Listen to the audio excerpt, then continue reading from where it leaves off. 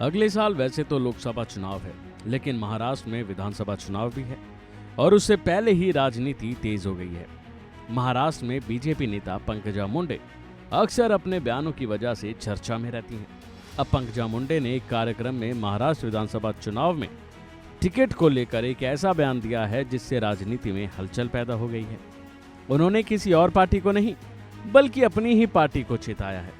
उन्होंने कहा है कि मेरे जैसे उम्मीदवार को चुनाव टिकट ना देना किसी भी पार्टी के लिए अच्छा फैसला नहीं होगा। अब पंकजा ने ऐसा कहकर आखिर किसको ललकारा है, इस पर राजनीति छिड़ी हुई है।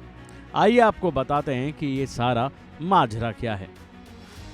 दरअसल बीजेपी नेता पंकजा मुंडे ने एक बयान देकर राजनीति में हलचल तेज कर दी है। उन्होंने कहा है कि 2024 के महाराष्ट्र विधानसभा चुनाव के लिए उन्हें टिकट नहीं देना किसी भी पार्टी के लिए अच्छा फैसला नहीं होगा। उन्होंने सवाल पूछते हुए कहा है कि मेरी पार्टी मुझे मैदान में क्यों नहीं उतारेगी। मेरे जैसे उम्मीदवार को चुनाव टिकट ना देना किसी भी पार्टी के लिए अच्छा फैसला नहीं होगा।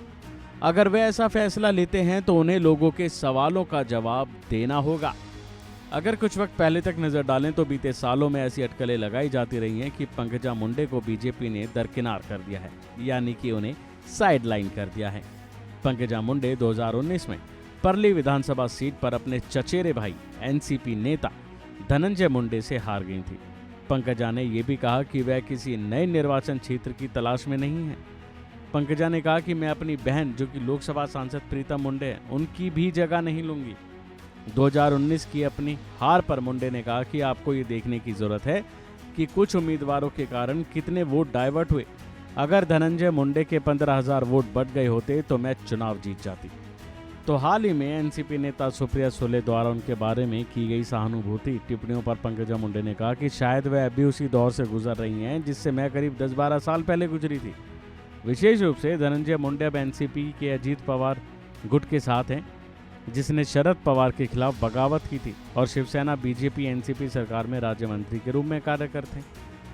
तो वहीं बीजेपी नेता पंकजा मुंडे ने साफ किया कि उनके परिवार द्वारा नियंत्रित एक सरकारी चीनी मिल को जीएसटी विभाग से नोटिस मिला है।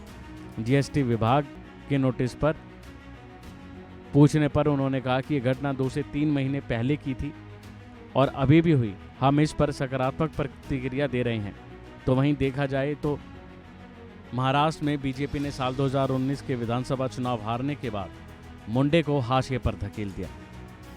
उनके सहयोगियों यानी डिप्टी सीएम देवेंद्र फडणवीस और विनोद तावड़े के साथ उनकी भविष्य की राजनीतिक चाल और रणनीति पर भी सवाल पूछे जा रहे हैं और अब देखना होगा कि आखिर इनके बयान से क्या असर होता है।